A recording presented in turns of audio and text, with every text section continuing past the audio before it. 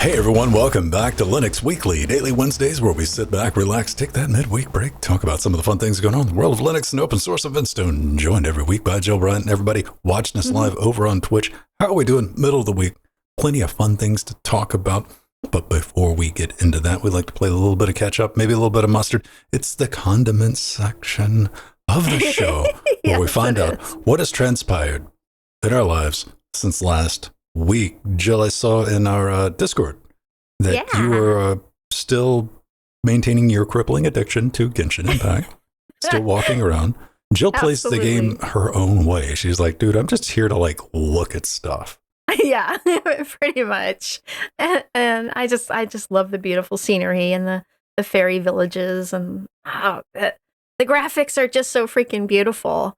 And I even have a new Genshin Impact shirt. It's really cute. It's the traveler hugging Paimon and a slime.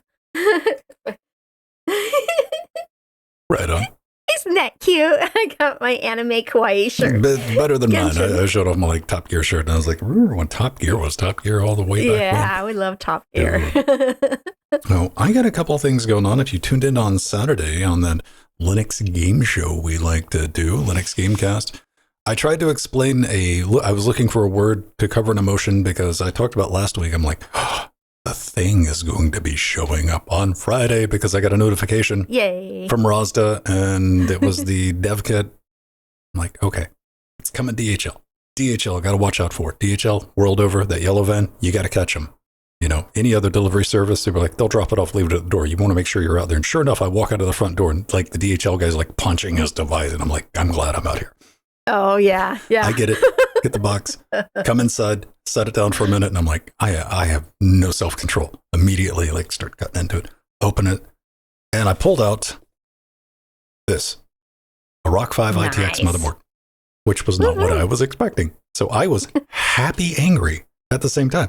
Because I was like, what is this? What? This is not what you said you were going to send me. This is the ITX. No, this is the Rockchip 3588 ITX ARM motherboard with like 16 gigs of memory, HDMI in, you know, DDR5, all the great stuff that you would normally just be crazy excited about. But it wasn't, because it wasn't the thing, man. I'm like, where's the thing? And I had to go like check and I was like, right, months ago, to give you a little behind the curtain, like timeline of like what's been going on here. I was like, yo, can you also send me the ITX Plus? So I'll have something to compare this thing against. And they did. I just completely forgot that I ever asked for this. So, and I'm like, well, dang it, because I knew like Chinese New Year was about to kick off. And I'm like, well, am I going to get the new thing in time? Oh, no. Hey, maybe I'll get it by the end of this week. Then Monday, it just shows up in the mail. Oh, here it is, ladies and gentlemen. I'll see if I can give you a little shot. This is the Orion 06. This is not ARM V8. This is ARM V9. It's got Gen 4 PCI Express. It's got a PCI Express lane on the little side here. If you follow me on social media, if you're in the Discord, I've already fed it a GPU and it worked. ATX power connect. You can also power it over USB-C, and it has a 12-core ARM V9 SoC from CIX with the new Mali hotness on it. And it is 16 gigajoules of DDR5, along with a bunch. It's got DisplayPort on it, man, plus HDMI. That's impressive. That's pretty wild. That it's a very interesting piece of kit. I've been playing with it for a couple of days. I got one. Jeff's got one. You know Jeff. Yes, Jeff Gerling. I think he got his Friday as well, or Monday, or whenever they started showing up. And so this is like the early adopter dev. This is the one that you'll end up with. I think it's going to be, if not very close to this. Hardware wise, it might be in a little bit different packaging. But I have been working on that to get a quick start guide together for everybody, because this thing's silly powerful. And I mean silly powerful. I'm talking like right around where an M1 from Apple powerful. Which, yeah, I knew you're going to be like, but the M3 and M2, this thing's like $200, dude. Yeah. Not right. Apple prices. Right. And you don't have to run, nothing against Asahi Linux, but you don't have to run hacked up Linux on it. Why? Because it's got a UEFI BIOS on it. Sweet. There's no SD card on this thing. You put a Linux distribution on it, you plug it in, and you install it like a PC. Very nice. Think about that. Yeah. And if you've been dealing with a bunch of like Raspberry Pi, Orange Pis, anything like that, you're like, that's how this works. So it's got UEFI, ACPI mode, just a ton of cool things to play around with. And I'm going to try to get a quick start guide together with what works, what doesn't, just a quick gloss over, because this is very much a dev kit. A lot of work still needs to be done on it, but I want to show people how to get it up and running and what they can expect to get from it. So I'm going to kind of try to rush that out, and maybe I can have that out by like Monday or Tuesday, along with a little bit of a write-up guide. So if you do decide to pick one up, you'll be able to go, okay, this is how I can get it up and running. So very busy, but very excited. I was talking about earlier in the show before we went live here on Twitch, it's great to have hardware that you can be excited about. And especially when the hardware is like affordable, you can be excited about the 5090. I'm excited about the 5090, but I'm not going to spend $2,000 on it. Absolutely. It's good to have something like, I'm very excited about that. I might pick one up. So stay tuned, everybody. So, all right. Up first, 2404.2 is a number that is attached to a Linux distribution. It sure is, Vin. So this is something really cool that I wanted to give a quick mention. Ubuntu 24.04.2 LTS point release is scheduled to come out soon on February 13th. And before then, as a software update for those of us that run 24.04 LTS already. And the big news is that there is a new hardware enablement stack, which will feature Linux kernel 6.11 and the Mesa 24.2 graphics drivers. This is actually delivering on Ubuntu's promise to update to newer Linux kernels and graphics drivers quicker in the long-term support releases, like that are featured in their non-LTS releases. And, we've been talking about here on LWW how exciting this is. We're finally getting newer Linux kernels in Ubuntu LTS. So the Ubuntu 24.04.2 LTS also includes support for the Raspberry Pi 500 for its Raspberry Pi install image. And what's cool is the Ubuntu 24.04.3 point release, which could be due in August, will bring with it the upcoming Linux kernel 6.14, which we just talked about. Actually, we talked about 6.13 last week. So this will be the upcoming Linux kernel 6.14. And the Mesa stack released in the upcoming Ubuntu 25.04. And I'm just excited about this. It's so wonderful living the Ubuntu life of newer Linux kernels and graphic stacks in a long-term support release. Finally! I'm so happy. Because, I run it here on my main podcasting rig and a lot of my other machines as well. But this is really wonderful for actually the industry at large and those other distros that are based on Ubuntu. Everyone's going to get Linux kernel with the hardware enablement. Every once in a while we're going to get those updates. So that's really sweet. Dope. Moral of the story: install Debian. Yeah. Yeah. Ubuntu's great. They do their thing. It's just like Canonical's like one of the companies, just to touch on some of the ARM stuff, a lot of the stuff is like this weird amalgam with Armbian, because it's like a mix of Ubuntu and Debian kind of like tied together, which is strange because Ubuntu's built on top of Debian. Yeah. It's kind of become its own thing, but like that's where it started. And that, a lot of people who start out with Ubuntu will find their way over to Debian because they're like, I want to get rid of all this extra, the hand-holding stuff, right? Yeah. What you might consider a nicety, though. And if that's what you're looking for, go for it and check it out. Now, I like to talk a lot about audio stuff, because I got a little studio. I got a rack back here with audio stuff in it. I got a DAW over here, got a control surface. And what powers that? Audio interfaces. Interfacing Linux. Now, it's interfacing with Linux, but, interfacing Linux, people are like, all audio stuff. And I do a lot of audio interface reviews because that's really a good way to get people into Linux, because they get frustrated with Windows or their Mac or whatever. If software support ends and they've already got all this money tied into their hardware and they're like, what do? I can no longer get drivers for it. I'm like, well, come over to Linux. I'm like, I have a reason to learn a brand new operating system. No, they won't do that. Yes. But I pointed over here. That's Digital Audio Workstation. That was Reaper in this screen. There's Reaper. A lot of you are probably familiar with Audur. But Player 3 has been around with Linux support for a long time. Bitwig.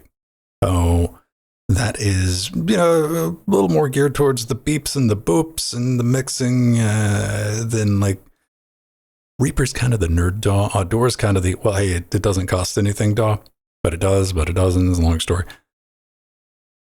Bitwig's decided to try something a little bit different. The reason I want to bring this up is because that something different is a bit orange. It's an audio interface, and it might be what you're looking for. This is the Bitwig Connect. It's a class-compliant 4 in 12 out, MIDI-enabled audio interface, and it's got DAW controls on it, transport controls, as you might know them. And you're like, well, I wonder if it knows how to Linux, considering that Linux support has been part of Bitwig since the beginning of history of forever. They've been really good with their Linux support. Well, it turns out, if we come all the way down here, we're going to do this live, so this just might take a minute here. For our specifications, are we going to, do I got to do a Control F? Are we really at the point? Here we go. Compatible with Mac OS, Windows, and Linux. Right out of the box. And it's so orange. It is. It's got a little knob on it for the dials. It's got mono, alt. Your transport control is kind of limited. It's not a control surface. Again, like I got over here, this is what you're seeing over here. This is not a mixer. This is just a MIDI control surface. But it's got record, stop, play, and play can double as loop. And a bunch of ins, a bunch of outs. Happy to see that. One thing I don't like, though, to come back to this, is you'll see like in 3, in 4, and out 9 through 12 are not your typical 1/4-inch jacks. They're 3.5 millimeter. I'm like, okay. And on the back, of course, you might be more familiar with the 3.5 millimeter MIDI, but you can get an adapter cable for that. And of course, it's USB-C. It's got 48 volt phantom power. It's got a combo XLR jack. And I think it's using AKA converters, which are good converters, the same converters that are in my ARM EAIO Pro that I'm using right now. So, no word on pricing. Don't know exactly what it's going to be released, but I think they promised to make sure it will maintain its orangeness. So, there you go, man. Oh, designed and engineered by Bitwig in Germany. Yeah. Oh, here we go. Here's pricing information. How much? Oh, okay. How much, Joe? How much are you going to pay for this piece of... oh my gosh. I would pay for that at least $500. Too bad. That's not going to cut it. You're going to need $549. Yes. So no, that's a really good price, actually. €4.99. And I don't know if that includes VAT. Yeah. But yeah, it's all there. But yeah, Busy Bee, you bring up a good point. I was going to get to that, is for triggering, because I saw that all of those outputs are DC coupled, which is usually like heads up for, effects, external gear, MIDI instrument, anything that's going to take that keyboard's rack gear outside of my wheelhouse. I know that stuff exists. And you can see they got a little picture right here, over here to the right. One of those noise generators. Yeah. Those things, you plug it in to make like a little patch bay, like desktop type stuff. So, yeah. Well, I noticed on their videos they had it connected to modular synths, which is really cool. Beep boop stuff. Yeah. I love beep boop. Amen. That's my bread and butter music. I got nothing against it. I'm unfamiliar with it, and I have no problem going, oh, no, what that's for. Oh, that's sweet, then. I like that. I think that's pretty neat, man. It's good to see Linux support, like, just straight up listed on an audio interface. Yeah. Because typically what we got to look for is class compliant, and then you're just going to cross in your figures, which means that you're just going to get basic functionality. So I hope that they extend the software support like they do with their digital audio workstation, have nice, tight integration, a good, easy package to help somebody move over from one operating system, maybe over to Linux or wherever you want, something that you can move around, not just to like, hey, you got to use it, but you can take to your Windows machine, your Mac machine, or your Linux machine. Sweet. And not have a problem with it. Now, Jill wants to cut your power bill by 30%, but there's a catch. There's a catch. There is. You have to be running a data center. So if you got a data center in your backyard, this might save you some money. Yeah. So it turns out actually just modifying only 30 lines of code in the Linux kernel could reduce energy consumption and data center operations by 30%. Wow. When I read this article, I'm like, oh, I got to put this in LWW. That is the most AI generated. I know. Look at the lighting. Open image in your tab. Lighting of the data center is just so AI. Yeah, the melty, just like, hey, it's getting better, but yeah, those colors. All right. So yeah, 30%. And it actually has already been included in Linux kernel 6.13, which we talked about last week. And so TechSpot.com actually states, researchers at the University of Waterloo's Sheraton School of Computer Science, led by Professor Martin Karsten and including Peter Kai, identified inefficiencies in network traffic processing for communications-heavy server applications. Their solution, which involves rearranging operations within the Linux network stack, has shown improvements in both performance and energy efficiency. The modification, presented at an industry conference, increases throughput by up to 45% in certain situations without compromising tail latency. Just really amazing.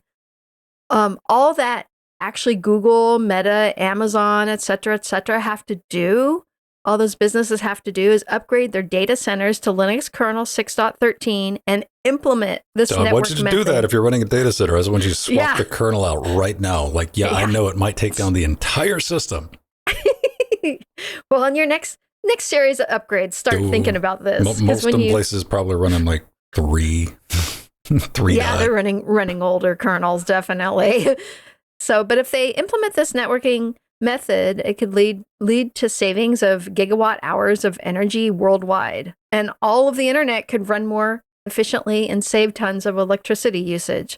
And this is especially important since it is predicted that by 2026, the global electricity consumption of data centers is going to more than double. Thank you, AI, cryptocurrency mining, and the cloud, et cetera. But yeah, we're going to need more energy. So we saw the company that came out this week, a couple of days ago, like 2 days ago, that they released a model. DeepSeek. Yeah, man. Yeah. They're like, we built this in a cave. With a calculator and an abacus, and it's more performant than your big rows of NVIDIA. And like it was such a thing that the market like panicked, and NVIDIA stock took a dive. Yeah. And I'm like, so the only takeaway, and if you're like me, you're just kind of watching from the outlines, you're like, there's still innovation to be made. As much as everybody likes to get doomy and extra apocalyptic about things, we'll probably find like a serviceable medium with that. So yeah, that's cool, man. That researchers got together and they're like, hey man, we can save you some money. We can save you some money by changing a little bit of code. And they need to find more and more ways to do it, because I'm huge on low power stuff. Yeah, absolutely. Low power, higher performance. Yes. Yeah. All right. Speaking of performance, Arthur, and you saw him in the chat a couple times. Drop this in our show suggestions. You can do that if you're one of our patrons. We push out the show notes on like on Friday. You can watch the docs getting made live, or you can hop into our Discord. And if you're on that tier of patronage or above, you can just drop them in there, chat with them. Might put them in the show, might not. But if it's something cool like this, or it gets my attention, I'm like, all right, fine. What are we talking about? The year of the Linux smartphone is probably not here, but they're going to try it anyway. Liberux, Liberux, Liberux NEXX, you know they're serious because that's two X's, is a Linux smartphone with a rock chip 3588S, which is it's like a 3588, but it's been nerfed a little bit. Typically, it's the version that you see in smart devices. They got a little bit of a Kickstarter, a little bit of a crowdfunding campaign, and they want to give you a mobile device with 32 gigajoules of memory RAM, 256 gigs of storage, running Liberux OS, which is going to be based on Debian 13. That was my first flag there, and I'm like, Debian 13 is not out yet, bro. And I'm like, oh, neither is this phone. Yeah. Right. Yeah. How much is this going to cost you? It's got a bunch of, people like that, the hardware kill switches for the Wi-Fi, the camera and stuff like that. You can flip left and right. They are projecting it's going to be somewhere around $2,000, which is a bit much. But yeah, physical Wi-Fi, Bluetooth, 5G kill switches, no SD card, no audio jack, mostly open source. I'm going to fight them on that. I got a lot of experience with Rockchip now. I've been playing with it for about a month. There's a lot of binary stuff. Blob's still in Rockchip, even though Collabora's working with that, with Panfrost and getting that updated, but it's still a long ways away. I mean, it's not going to be ready by the end of this year. I'll go ahead and tell you that. Liberux.net. If you want to go check it out, they're saying it's a Linux phone you've been waiting for, and we've all been waiting for, a Linux ever since Nokia had that in whatever it was, man, running that you could run Linux on. Everybody's like, man, I'd really like a little Linux thing. This might be it. Might not, 8 core, 2.4 gigahertz, pure power in your pocket. Can you ask for anything more? Well, oof. I mean, how about don't join our crowdfunding? Where's this? Nah. Okay. Here's your pro tip right here. I'm burnt out on crowdfunding stuff. If this is on Kickstarter, crowdfund it. If it's not on Kickstarter, wait. Because I know a lot of people got burnt, like waited years for like their Librem phones. Oh, yeah. And all that showed up. Kickstarter requires you to have a functioning prototype. So there's your little bit of a consumer like awareness right there. What is the other one? Not Kickstarter, the Indiegogo. Hi. Indiegogo doesn't require you to have anything. There's like, go crowdfund, go mad. So if you see it over in Indiegogo, consider that a warning sign. Interesting idea. This is not going to be the first phone by any stretch of the imagination with a Rockchip 3588 in it. But if they could release an open ecosystem, give me a Linux phone that I can play around with, and cut that price in half. $2,000. Not interested. Not interested in $2,000 phone. I'm not interested in $2,000 video card. Yeah, it's got to be at normal. If it's going to have newer hardware, it's okay if we spend what a normal flagship phone from like Samsung costs. Well, we got to be very clear. 3588 is several years old. It's not new. That's true. That's true. But it is newer hardware than the other Linux phone competitors. So that is nice.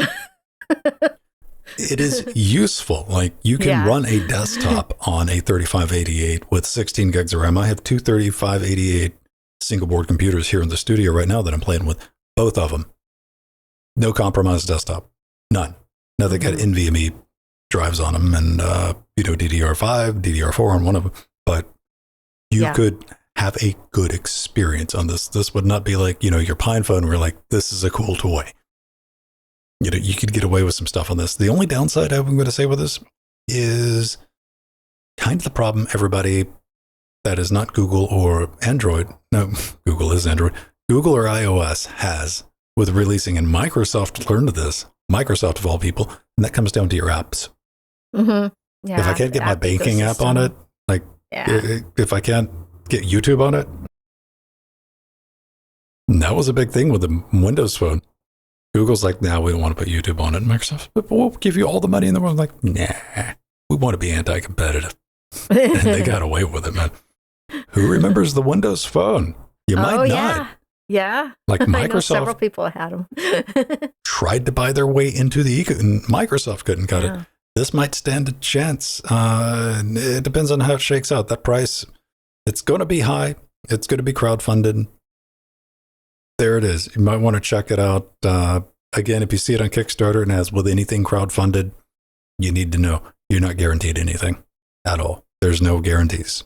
So I say that I've only been burned twice on Kickstarter. I know a lot of people have been burned a lot more and a lot worse than I have, but that's something you need to keep in mind. So they were very well. Looks like they're going to make a good effort for this 6.3-inch screen, which is kind of small in today's. Yeah, it is. Thing. 5,300 milliamp battery, 13 megapixel camera. Oh, good on them. And they're pushing the Linux angle. They are. Yeah, 100% which Linux is awesome. Hard. And they said a functional prototype is coming soon. So I hope so. Hope we see this. If they got a functional prototype and it's on Kickstarter, I would say consider backing it. Yeah. Outside of that, no. There you go. Where's my tablet? Give my tablet. Yeah. I would at least entertain the idea of burning $1,000 on a tablet. Yeah. Mobile phone, I wouldn't. I have no use for a mobile phone at all.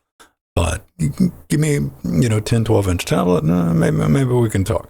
So that's not the only bit of mobile stuff. Yeah.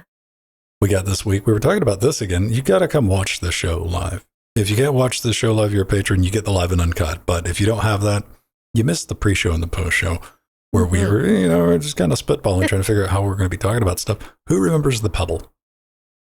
Some of you are like, that is a name. Unlock that memory, right? You're like, yeah. Pebble, the smartwatch, the OG, what I would consider really the first consumer smartwatch that people wanted.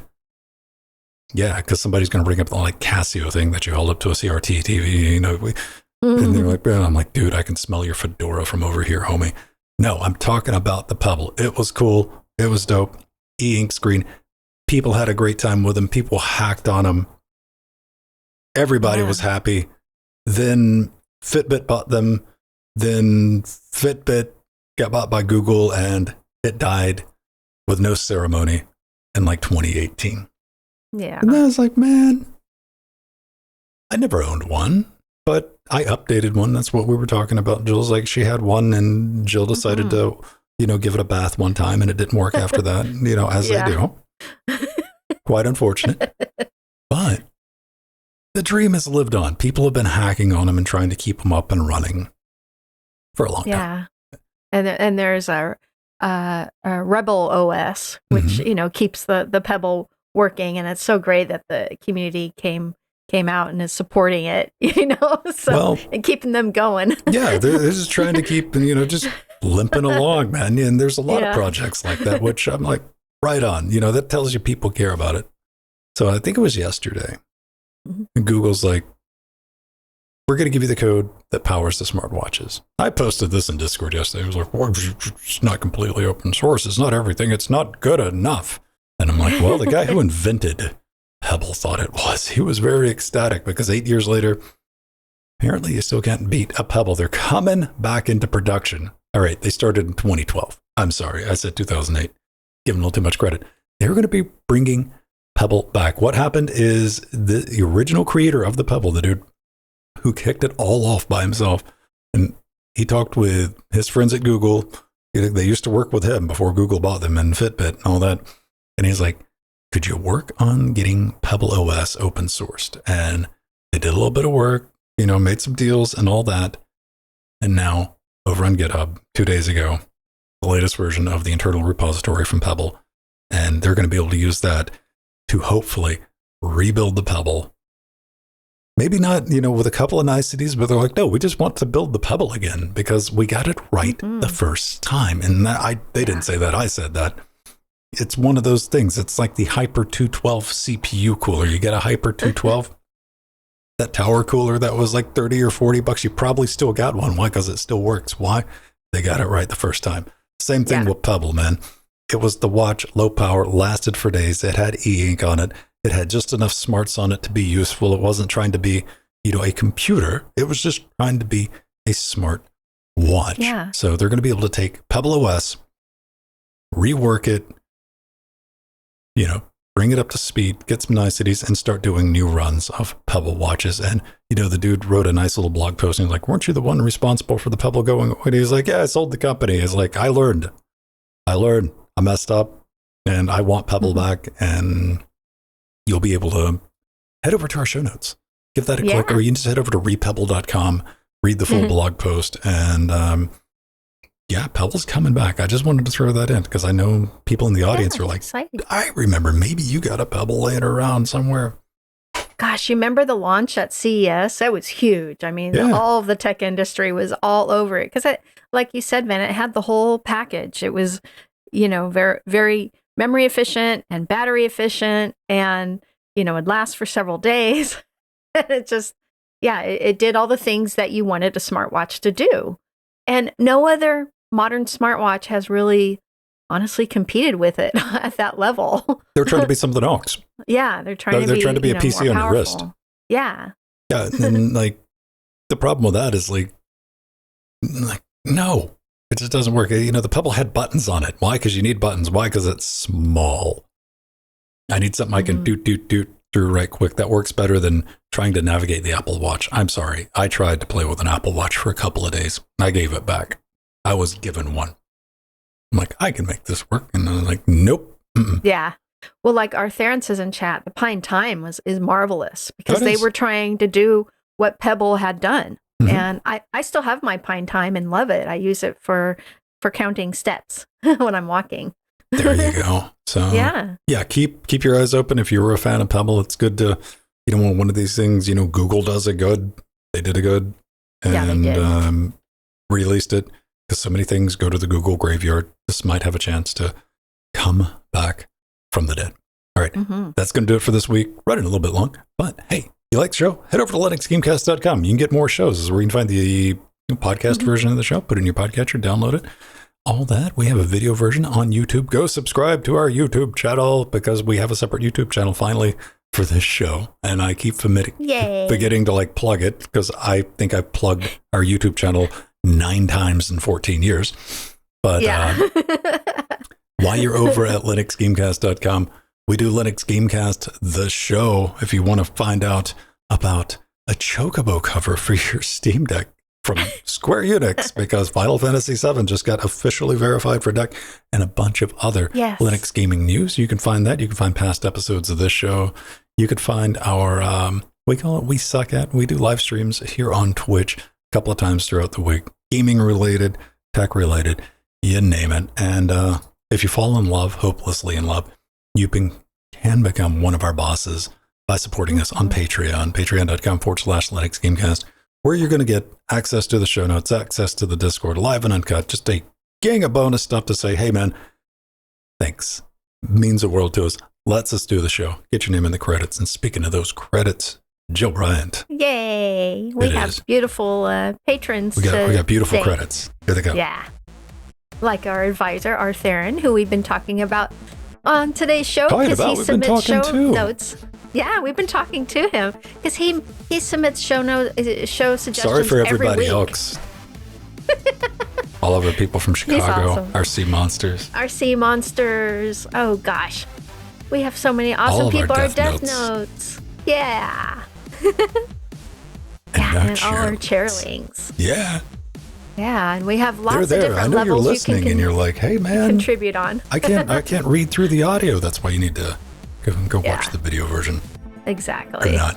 Oh yeah, it's another thing. Somebody asked me like, hey man, I don't like watching YouTube. What do I do about that? And I'm like, I put the video version of this show and Linux Gamecast up on Patreon, where you can just download it. It's higher quality, looks better, sounds better, and it's yours to own. I release everything under Creative Commons because the business model is just to give everything away for free and hope you like it. Yeah, crazy. Interfacinglinux.com. Stay tuned to that. Follow that. Bunch of stuff coming this year. All right, everybody. See you next week.